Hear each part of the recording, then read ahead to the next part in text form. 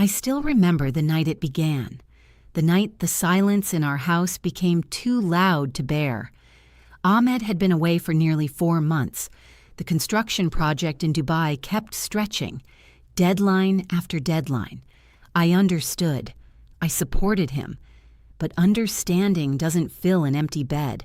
It doesn't chase away the ache of reaching across the mattress and finding only cool sheets. I am 39, still young enough to feel desire, old enough to know loneliness can carve deep hollows inside a person. The days passed in routine, cooking, cleaning, calling Ahmed on video, smiling so he wouldn't worry. Nights were harder. I would lie awake, listening to the ceiling fan, missing the familiar weight of a body beside mine. Bilal was 19 then, tall like his father, quiet like me. He had always been affectionate. Hugs that lasted longer than most boys his age gave their mothers, hands that found mine when we walked to the market. Lately, he had grown more withdrawn, spending evenings in his room. I thought it was university stress, friends, the usual things. I didn't realize how much he had been watching me. It was past midnight. The power had gone out earlier, so the room was dark except for the faint streetlight slipping through the curtains. I heard his footsteps, soft, hesitant, before the door opened. "Ami?" His voice sounded small, younger than his years. I sat up, pulling the dupatta higher. "Bilal, can't sleep." He stepped inside, closing the door quietly behind him. "No, can I stay here for a while?" My heart softened instantly. "Of course, Beta, come." He sat on the edge of the bed. I turned on the small lamp. In the warm glow, I saw the tension in his shoulders, the way his fingers kept curling and uncurling. We were quiet at first. Then he spoke, almost too low to hear. "I've been wanting to tell you something for a long time." I waited. He took a shaky breath. "I love you, Ami.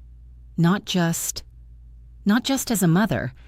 I love you the way a man loves a woman. Deeply. Completely.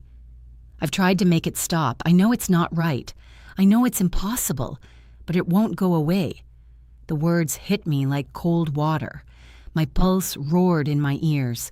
"Bilal," I managed. "Beta ye kya keh rahe ho?" He looked at me then, eyes shining, vulnerable. "I know it's wrong. I know people would say it's sick, but it's real.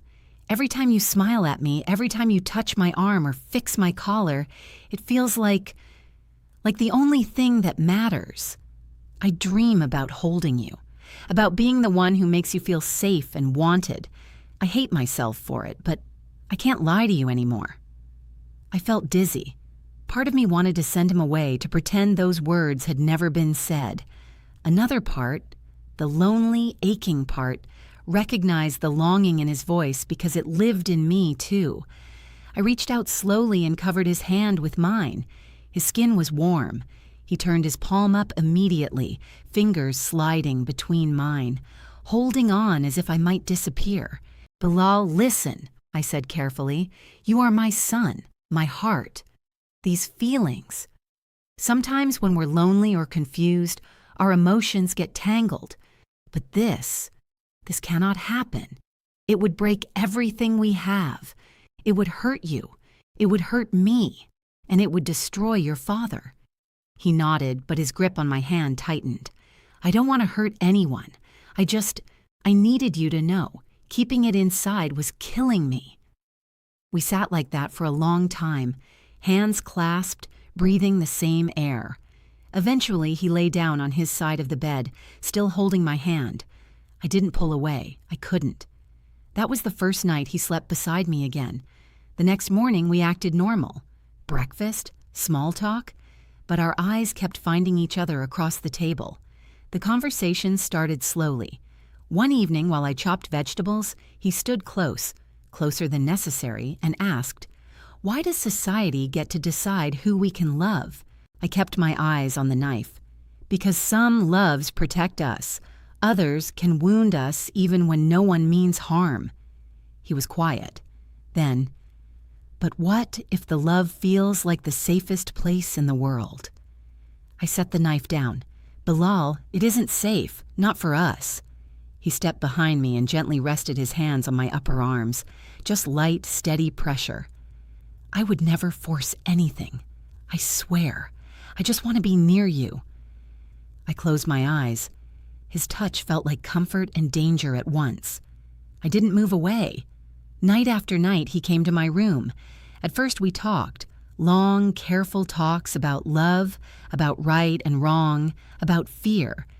Then the talking gave way to silence. Silence filled with presence. One night he asked, voice barely audible, "Can I hold you? Just hold you?" My heart pounded. I nodded. He moved closer. His arm slid around my waist, slowly, respectfully. I rested my head against his chest. His heartbeat was fast, strong. I could smell the faint soap on his skin, feel the rise and fall of his breathing. We stayed like that until sleep came. The touches grew braver, but never beyond tenderness. His fingers tracing slow circles on my back when I couldn't sleep. My hand resting on his chest, feeling it rise and fall. Our foreheads touching in the dark, breaths mingling. One rainy afternoon, we sat on the living room floor, backs against the sofa, watching the water streak the windows. His arm was around my shoulders. My hand lay on his thigh, not moving, just resting. The intimacy felt enormous and fragile. "I don't want to lose this," he whispered.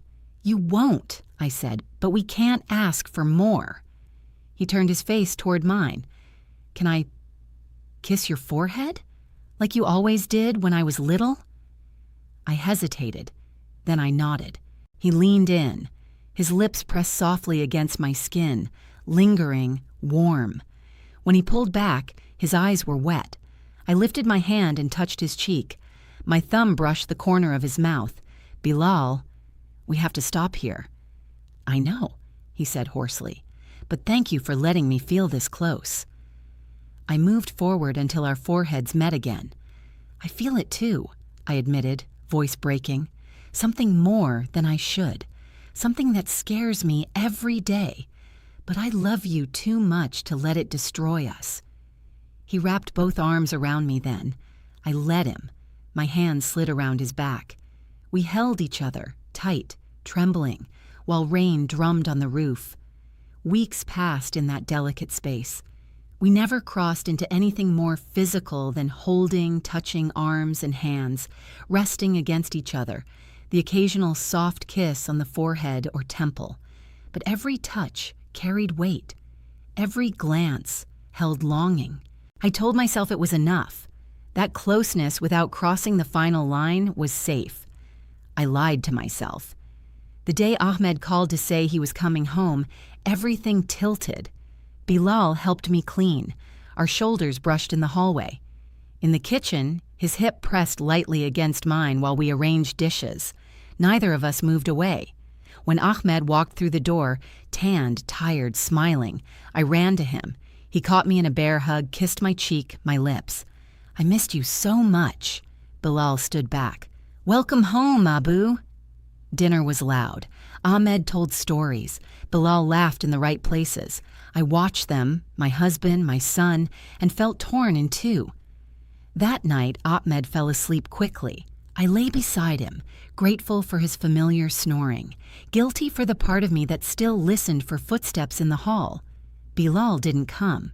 The days that followed looked normal on the surface. Ahmed went back to work. Bilal started meeting friends again, playing cricket in the evenings. I cooked, smiled, answered questions about how I'd managed alone. But the thread between us remained. A brush of fingers when passing a plate. A shared look across the room when Ahmed wasn't watching. One evening, while Ahmed was on a call in the study, Bilal walked past me in the kitchen. His hand grazed my lower back just for a heartbeat. I froze. He paused, leaned close enough that only I could hear. "I still dream about our nights." My throat tightened. "Me too." We didn't say more.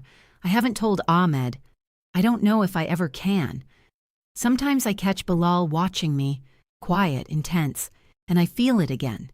That pull, that ache, that complicated love. He is still my son. He will always be my son.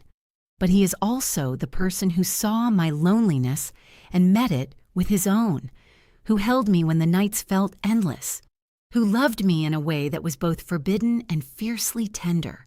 I don't know what the future holds. I don't know if these feelings will fade or if they will simply live quietly inside us forever. What I do know is this. Even if we never speak of it again, even if we never touch beyond the smallest, safest ways, something real happened between us. We were vulnerable. We were close. We were loved. Deeply, painfully, beautifully. And that kind of love doesn't vanish. It simply waits. Quiet, patient, unforgotten.